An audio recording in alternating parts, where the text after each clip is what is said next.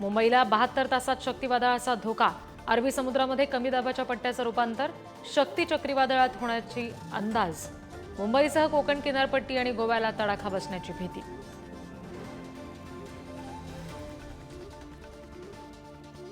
सिंधुदुर्ग जिल्ह्यामध्ये वादळी वाऱ्यासह जोरदार पावसाला सुरुवात, कणकवलीमध्ये जाणवली नदीच्या पाणी पातळीमध्ये मोठी वाढ.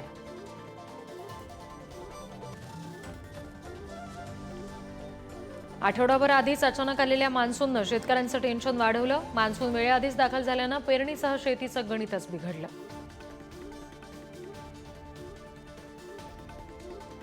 राज्य मंत्रिमंडळाची आज महत्त्वाची बैठक. राज्यातील पूरपरिस्थिती, मान्सूनपूर्व पावसामुळे शेती पिकेचं झालेलं नुकसान आणि वाढत्या कोरोना रुग्णसंख्येच्या पार्श्वभूमीवर बैठकीत घेतला जाणार आढावा.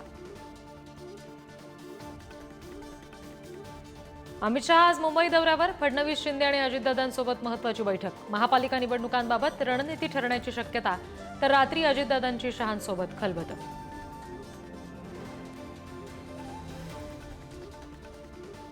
सीबीएसई अभ्यासक्रमामध्ये 4वी ते 12वी पर्यंत छत्रपती शिवाजी महाराजांवर फक्त एक धडा आणि 68 शब्द. शिवरायांच्या इतिहासाला इंग्रजी माध्यमाचे विद्यार्थी पोरके. शिवप्रेमी आणि इतिहासकारांकडून नाराजी व्यक्त. बीड जिल्ह्यामध्ये गेवरा येथील गढी पुलावर भीषण अपघात, 6 जणांचा दुर्दैवी मृत्यू.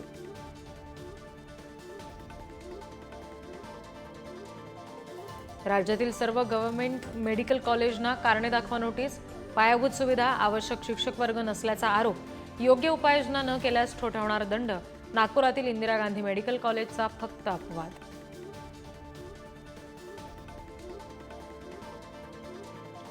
महाराष्ट्रात आतापर्यंत कोरोनामुळे 4 रुग्णांचा मृत्यू. राज्यातील सक्रिय रुग्णांची संख्या 209 वर.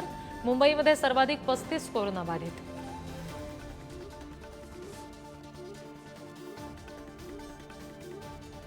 सहा दिवस आगीत धुमसत असलेली इगतपुरीतील पॉलिफिल्म कंपनी तातडीनं बंद करण्याचे आदेश. औद्योगिक सुरक्षा विभागाकडून कंपनीला क्लोजर नोटीस.